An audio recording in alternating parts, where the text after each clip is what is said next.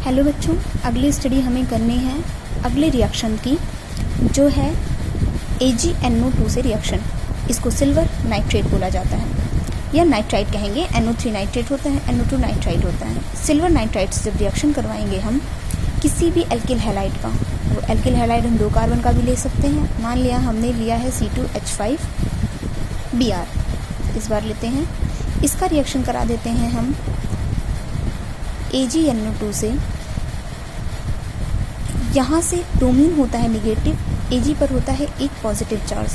ये Ag इस Br के साथ AgBr बनकर निकल जाएगा, बचेगा C2H5NO2। इसको सिल्वर नाइट्राइट कहेंगे। सॉरी, ये हो गया आपका एथिल नाइट्राइट या नाइट्रो इथेन। बात एक ही है। इतने रिएक्शन ही आपको पढ़ने हैं। अगला आपको पढ़ाते हैं लैब मेथड क्लोरोफॉर्म का। ये जो क्लोरोफॉर्म का लैब मेथड है, ये ध्यान देने वाली है कि क्लोरोफॉर्म का फॉर्मूला CHCl3 होता है, क्योंकि ये भी एक क्लोरो एल्केन ही है। अगर हम इसका IPAC नेम लिखेंगे तो हो जाएगा ट्राई, 3 बार है क्या, chloro, 1 carbon, methane. IPAC name इसका होगा ट्राई क्लोरो मीथेन।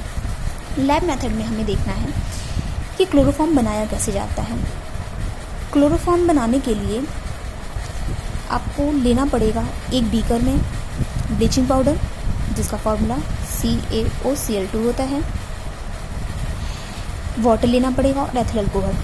इन तीनों को हम एक फ्लास्क में लेंगे। इस फ्लास्क को एक सैंड बाथ के ऊपर रखेंगे। सैंड बाथ जो लगाया जाता है, ये टेम्परेचर को बैलेंस करने के लिए लगाया जाता है। बर्नर से हम इसको हीट करना शुरू करेंगे। इस फ्लास्क का कनेक्शन हम एक कंडेंसर से करेंगे। ये जो कंडेंसर होगा, ये यहाँ से जाने वाले वेपर को लिक्विड स्टेट में कन्वर्ट करने का काम करेगा।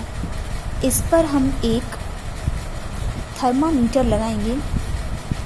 ये थर्मामीटर इसके टेम्परेचर को बताएगा कि इस फ्लास्क में कितना टेम्परेचर बन रहा है। यहाँ से हम इसको हीट करना शुरू करेंगे। ये वेपर बनके उड़ना शुरू होगा। इसका जो सॉल्यूशन होगा, ये वेपर बनके उड़ना शुरू होगा। ये जब आपस में मिक्स होता है तो यहाँ पे क्लोरोफॉर्म का फॉर्मेशन होता है। ये क्लोरोफॉर्म इस रास्ते से निकलता हुआ इस कंडेंसर में पहुँचता है। कंडेंसर में एक तरफ से कोल्ड वाटर अंदर डाला जाता है। ये कोल्ड वाटर जैसे जैसे इस वेपर को लिक्विड में कन्वर्ट करता है, वैसे वैसे ये पानी अंदर गर्म होता जाता है।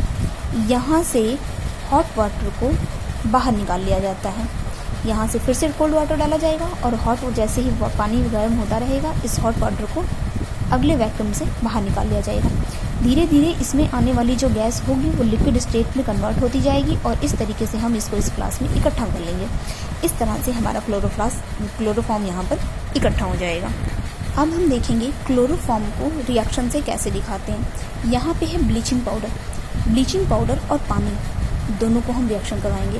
ब्लीचिंग पाउडर को लिखेंगे CaOCl2, ये ओपन स्ट्रक्चर है क्लोरोफॉर्म का। CaOCl2 ब्लीचिंग पाउडर के साथ जब हम पानी को मिलाते हैं तो यहाँ से ये जो क्लोरीन है, ये गैस बन करके बाहर निकल जाती है Cl2, और यहाँ पर बचता है CaOH का होल ट्वाइस। ये CaOH का होल ट्वाइस यहाँ पे बच जाता है। अगले स्टेप में हम लेंगे एसीटोन। ये जो एसीटोन है, इसका फॉर्मूला होता है CH3 C++OCH3। इस एसीटोन का रिएक्शन हम क्लोरीन के साथ करवाते हैं, जो यहाँ पर क्लोरीन बनी हुई है, इस क्लोरीन के साथ करवाते हैं। इसका जो ये 3 हाइड्रोजन है, इसके लिए ज़रूरत है HCl बनाने के लिए 3 क्लोरीन को। ये 3 हाइड्रोजन 3 क्लोरीन के साथ रिएक्शन करेगा, लेकिन हमें को इसको लेना पड़ेगा 3 मॉलिक्यूल। इसका 3 हाइड्रोजन इस 3 क्लोरीन के साथ 3 HCl बन करके बाहर निकल जाएगा और यहाँ पर बचेगा CH3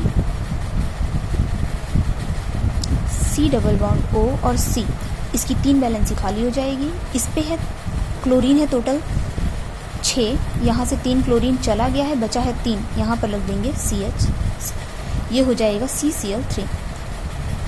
ये है हमारा एक कह सकते हैं क्लोरल, सिंपली मैथिल क्लोरल।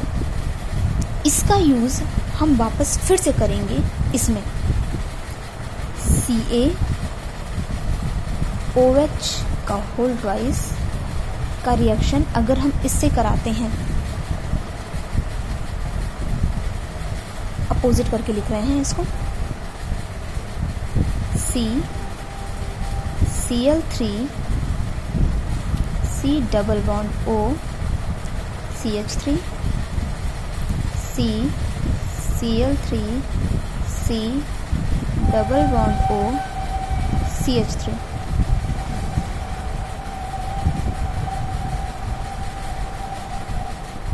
यहाँ से ये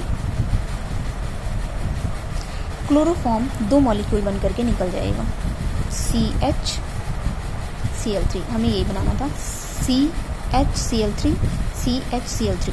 जो बच रहा है उसको हम इकट्ठा करके लिखेंगे। हम इसको लिख सकते हैं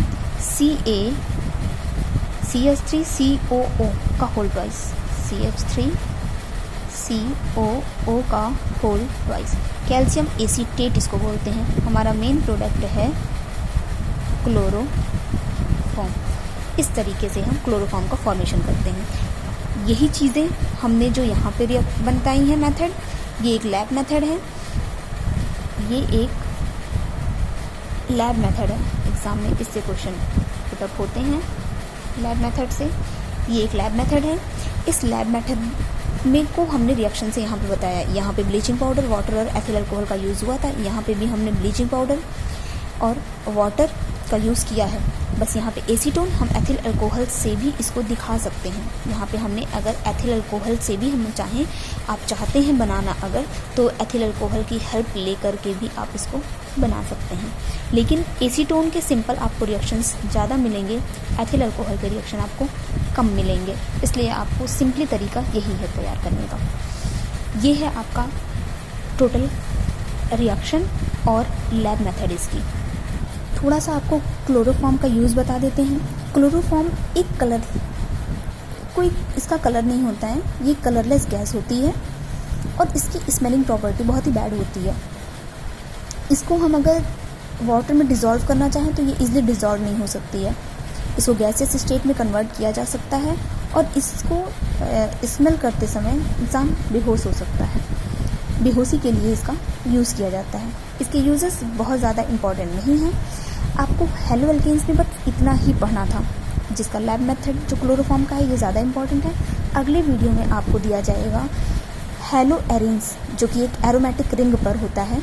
उस हेलो एरिन्स का डिटेल्स आप स्टडी करना होगा। इसमें बस इतना ही आपको पढ़ना है। Thank you.